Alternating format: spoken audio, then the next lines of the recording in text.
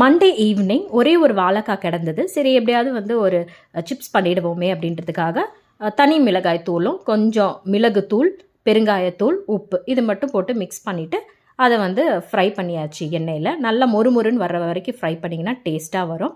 இதோட பாஸ்மதி அரிசியில் கேரட்டும் பீன்ஸும் போட்டு வெஜிடபிள் ரைஸும் பண்ணிட்டேன். கொஞ்சம் ஸ்பைஸ் கம்மியாக வந்து போட்டிருக்கேன். ஏன்னா பசங்க வந்து காரம் நிறையா சாப்பிட மாட்டாங்க அப்படின்றதுக்காக 3 முட்டையும் எடுத்து வச்சாச்சு. வெறும் ஆம்லெட்டு தான் இன்றைக்கி போட போகிறேன்.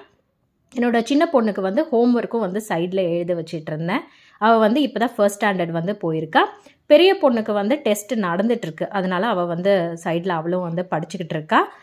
இதோடு சேர்த்து பார்த்திங்கன்னா ஒரு பக்கம் சமையல், ஒரு பக்கம் வந்து பசங்களோட படிப்புன்னு. முட்டையில் இன்றைக்கி வெறும் மஞ்சத்தூளும் மிளகாய்த்தூளும் போட்டு ஆம்லெட் மாதிரி வந்து செஞ்சாச்சு. ஸோ இன்றைக்கி வாழைக்காய் வறுவல், முட்டை, அதோடு சேர்த்து வெஜிடபிள் பிரியாணி. என்னுடைய சின்ன பொண்ணுக்கு வந்து முட்டை தோசை வேணும்னு கேட்டால் அவளே அடித்து கொடுத்தா அவளுக்காக முட்டை தோசை.